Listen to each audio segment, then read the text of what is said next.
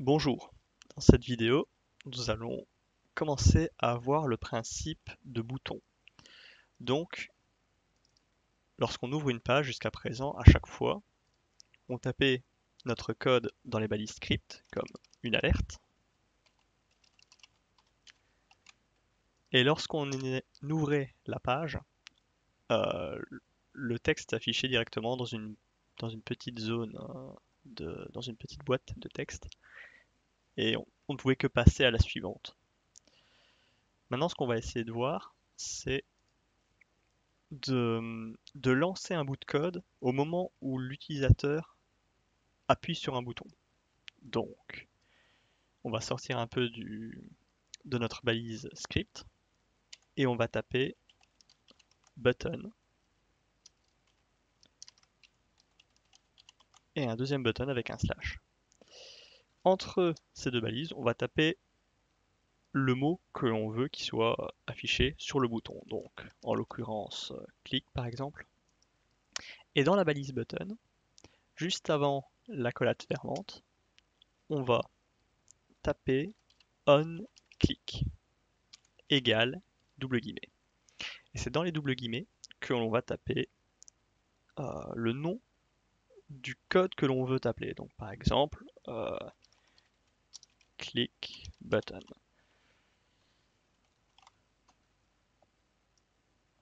En appelant ça, c'est comme un appel de fonction. C'est comme si on appelait une fonction. Sauf que bien évidemment, actuellement, la fonction click button n'existe pas. Donc on va la créer.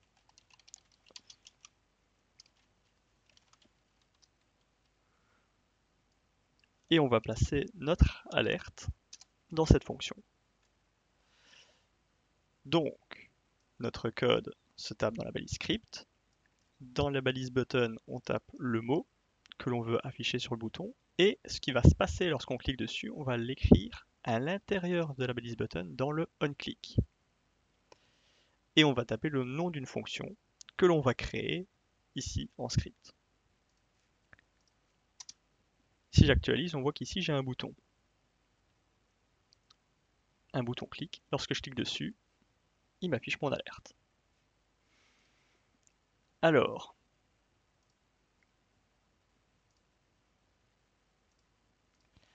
maintenant qu'on a notre bouton clic, on peut anticiper. C'est-à-dire qu'en fait, cette fonction n'est appelée que lorsque l'on appelle cette fonction. Et ce qui est en dehors de cette fonction sera appelé au lancement de la page. Donc rien ne nous empêche, au lancement de la page, d'écrire variable tableau. Voilà, donc ici on voit que je crée une variable tableau. Elle n'est pas dans une fonction, donc elle est lancée au démarrage. C'est une variable, donc elle reste, ce n'est pas un let. Et on lui assigne un tableau vide. Donc il n'y a rien dedans. Donc si on retourne la longueur de ce tableau, elle retournera 0 en toute logique. C'est un tableau complètement vide en fait. Et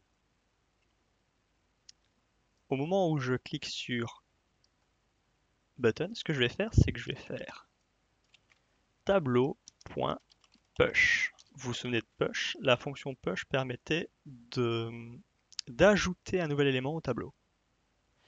Et qu'est-ce qu'on va ajouter dedans? On va ajouter prompt. Donc, ce que l'utilisateur va entrer comme valeur.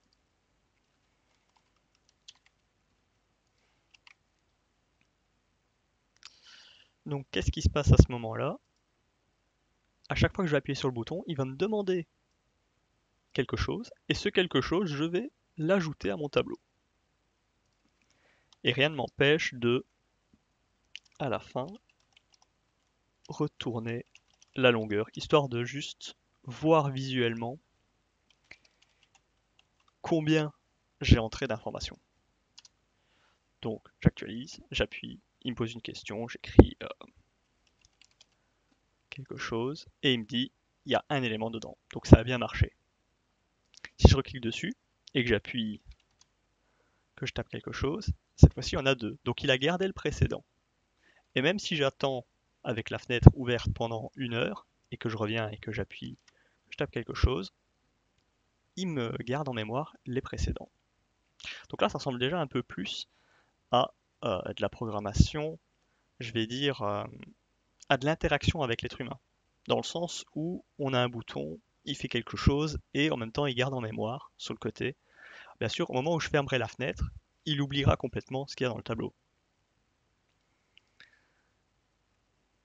Donc maintenant qu'on a ça, rien ne nous empêche de tout simplement rajouter un deuxième bouton.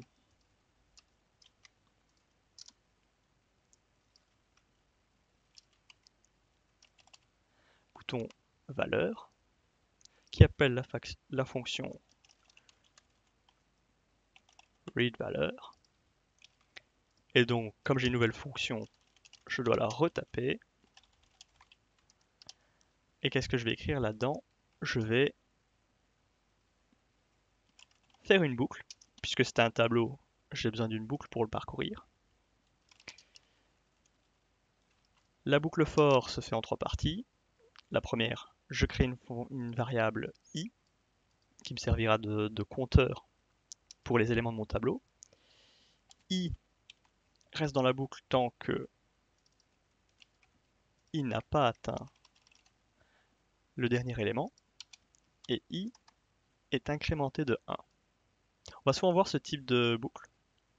Donc, créer une variable let i, la condition avec la longueur d'un tableau, et i++. I++, ça revient à faire i plus égale 1, ou encore i égale i plus 1.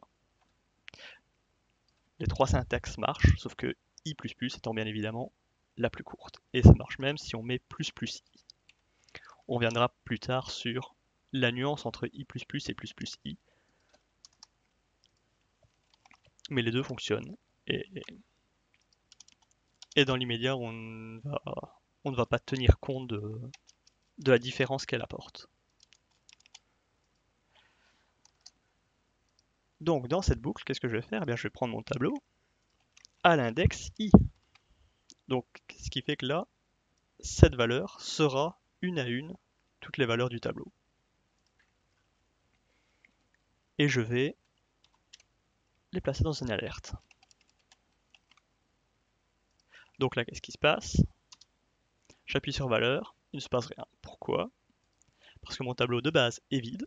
Je n'ai à aucun moment appuyé sur le bouton clic, donc je n'ai jamais rien rajouté via push dans mon tableau.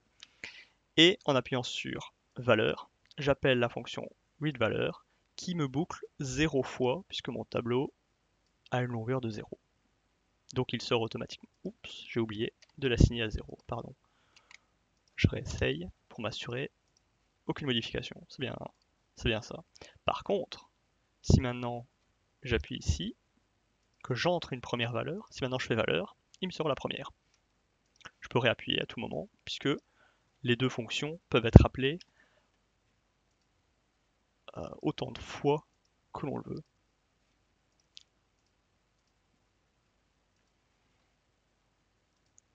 Si maintenant je n'ai pas envie d'avoir à faire 50 fois OK sur les alertes, il y a également une autre manière de sortir une information, c'est de faire document.write.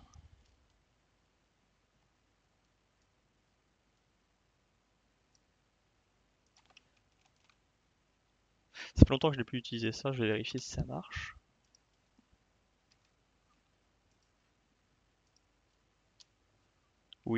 P valeur 8p. Ça marche bel et bien, sauf qu'ils se mettent tous les uns après les autres. Et on voit qu'il a effacé nos boutons. Donc il a effacé tout le code de nos boutons pour afficher le code. Donc c'est pas spécialement ce qu'on voudrait, mais surtout on va d'abord s'occuper du retour à la ligne.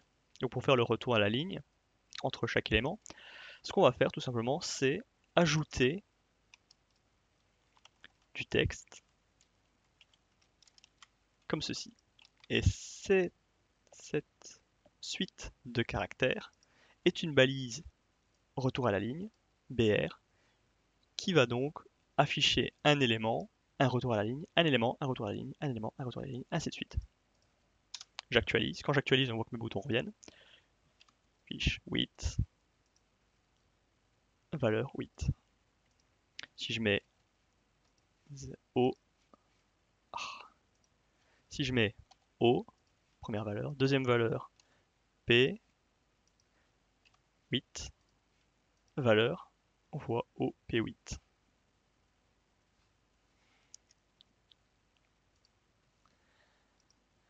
Ensuite, maintenant qu'on a un peu vu qu'on pouvait avoir des boutons, des fonctions, gérer les tableaux et stocker en mémoire entre deux inputs différemment, donc entre deux fois où on clique sur un bouton, il garde en mémoire dans le tableau. Qu'est-ce qu'on pourrait faire d'autre en plus de ça? On pourrait trier notre tableau. Comment est-ce qu'on pourrait trier notre tableau? On pourrait... Parce qu'actuellement, en fait, il les ajoute bout à bout, sans se préoccuper de quoi que ce soit. Alors, imaginons que on n'entre que des nombres, rien ne nous empêcherait de vouloir les sortir dans l'ordre.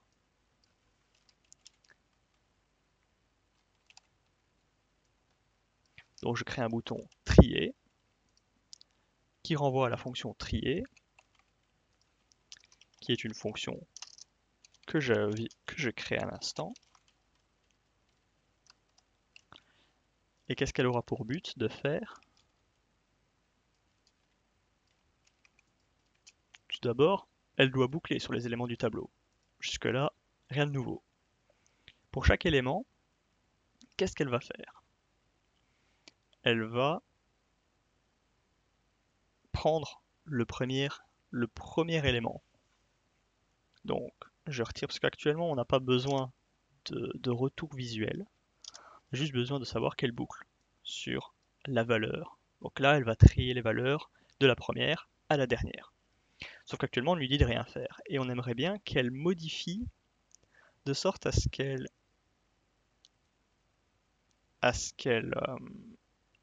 comment je pourrais appeler ça? De sorte à ce qu'elle les remette dans un ordre. Donc pour ça, ce qu'on va faire, c'est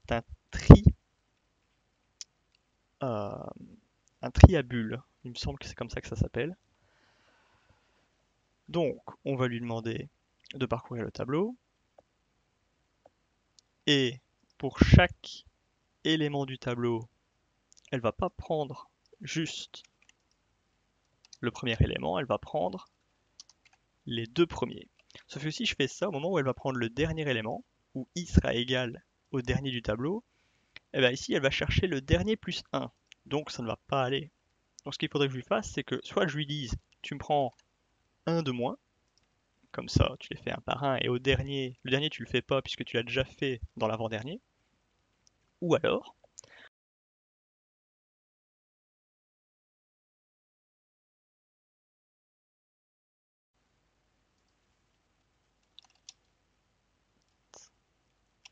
A, B. Donc voilà, je stocke les deux valeurs dans des variables A et B. C'est juste pour plus facilement s'y retrouver.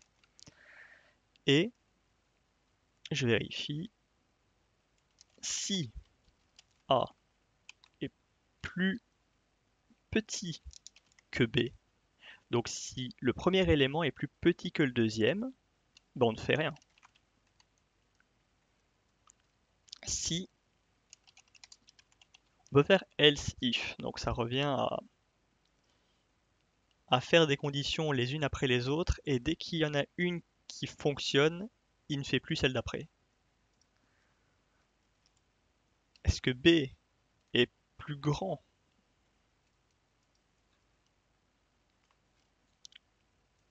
est-ce que B est plus petit que A?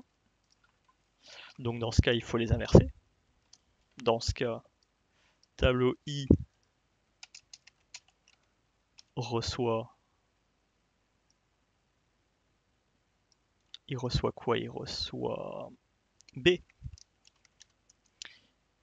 Et tableau I plus 1 reçoit A. Ça ne marchait pas bien sûr si je mettais ici, c'est-à-dire que si je faisais ceci, on pourrait se dire que ça va marcher, mais en fait ce qui va se passer c'est qu'il va écraser sur i, sur le premier, il va écraser le deuxième. Et du coup ici quand il va demander d'écraser sur le deuxième le premier, bah, le premier sera déjà devenu le deuxième. Donc on a une perte d'informations. Donc ce qu'on va faire c'est qu'on va prendre ceux qu'on a stockés parallèlement de côté pour s'y retrouver. Donc dans le i, je stocke le b. Et dans le i plus 1, je stocke le a. Sauf que on voit que le a moins b, le a inférieur à b, on ne fait rien. Et s'ils sont égaux, on ne fait rien non plus. Donc à ce moment-là, on a juste à garder ceux-là. Autre détail, vous vous souvenez des variables booléennes qui permettaient de stocker vrai ou faux? Eh bien, on va en créer une.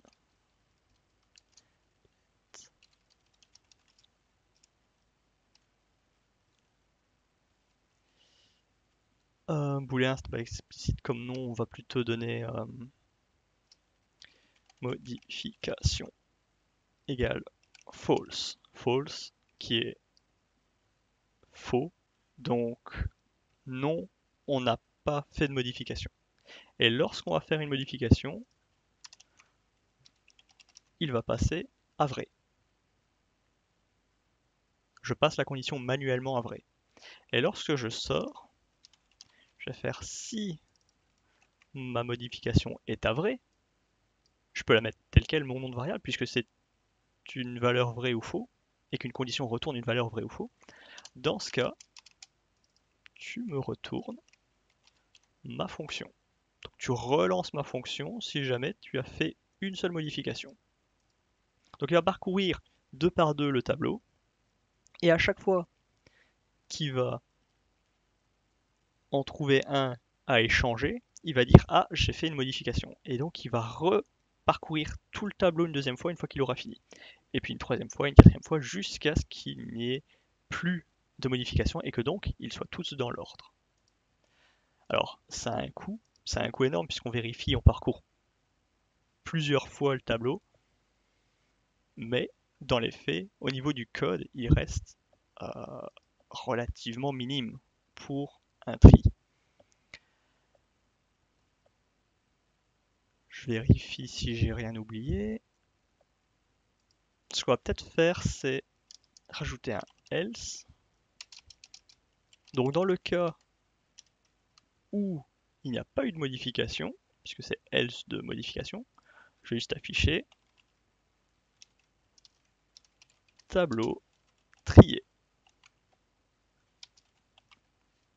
Je reviens ici, j'actualise, clic 8, clic 2, clic 7, trier, tableau trié, valeur 2, 7, 8. Ça fonctionne.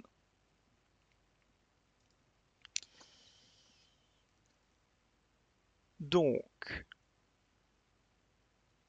maintenant, je passe sur Paint pour expliquer brièvement de plus en détail. Donc, tout au début, je crée un tableau vide. Donc, un tableau de aucun élément. Il n'y a rien. Il n'y a rien dedans en fait. Ce tableau, il est créé au démarrage. Lorsque l'on charge la page a 3 boutons. Le premier bouton,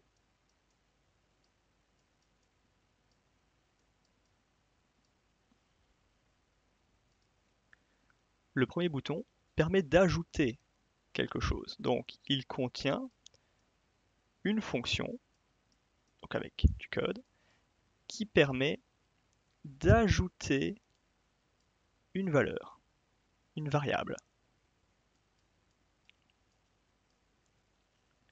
Ça c'est le premier bouton. Le deuxième bouton, donc lorsque je clique sur le bouton, il me demande d'entrer quelque chose, je rentre quelque chose, et paf, il va rajouter une première valeur à t. Si je reclique une deuxième fois, paf, t se retrouve avec deux valeurs. Et ainsi de suite.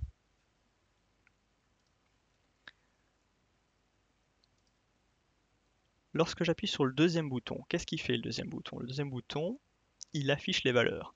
Donc qu'est-ce qu'il fait? Le deuxième bouton contient une fonction avec des lignes de code.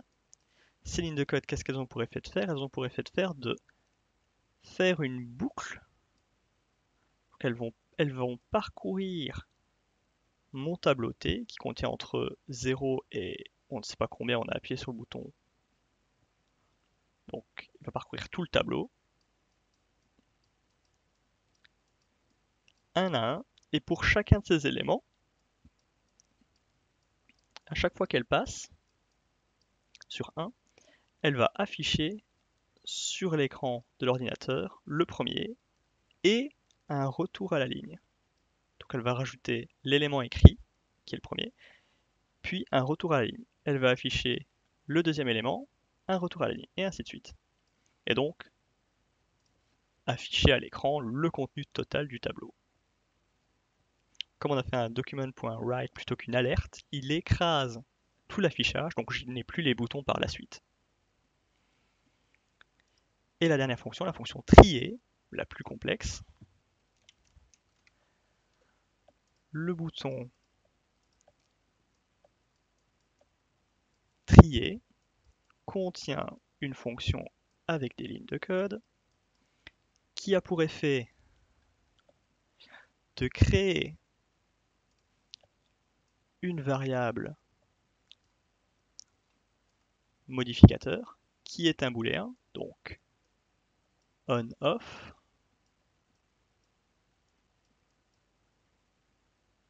et je lui assigne la valeur false, donc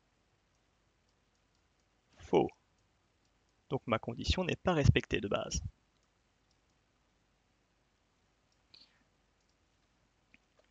Je parcours mon tableau, tableau T avec X éléments, je les parcours un à un. À chaque fois, je stocke à chaque élément du tableau, je stocke dans une variable A. Ah oui, petit détail, on ne parcourt pas tout le tableau, on parcourt la longueur du tableau moins 1. Ça veut dire que le dernier élément, on ne le parcourt pas. Donc le dernier élément, on ne va pas dessus. Pourquoi? Parce qu'on les prend deux par deux. Donc au premier passage, on va prendre le 0 et le 1. Au deuxième passage, on va prendre le 1 et le 2. Et au troisième passage, on va prendre le 2 et le 3. Et donc, si on prenait le dernier, ça veut dire qu'on aurait dû prendre celui-là et un qui n'existe pas, donc ça générerait une erreur.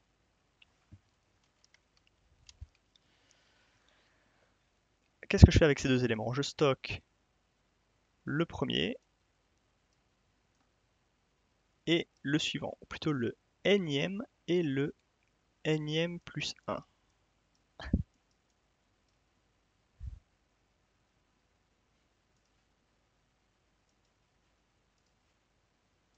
Voilà, le nème et le nème plus 1, dans A et dans B, qui sont deux variables à part le temps du traitement de chaque élément. Donc à chaque élément, il recrée deux variables A et B. Je vérifie le contenu de A et B. Est-ce que B est plus petit que A? Dans ce cas, ça veut dire que le premier élément est plus grand que le suivant. Donc ça veut dire que ce n'est pas dans l'ordre, qu'il y a une erreur dans l'ordre. Dans ce cas-là, qu'est-ce que je fais? Je reprends mon tableau et je lui dis, dans le premier élément, tu me stockes celui qu'on avait pris dans B, qui est donc le deuxième. Donc mon B, tu vas me le stocker ici. Et mon A, tu me le stockes ici. Ce qui a littéralement l'effet d'inverser ces deux valeurs.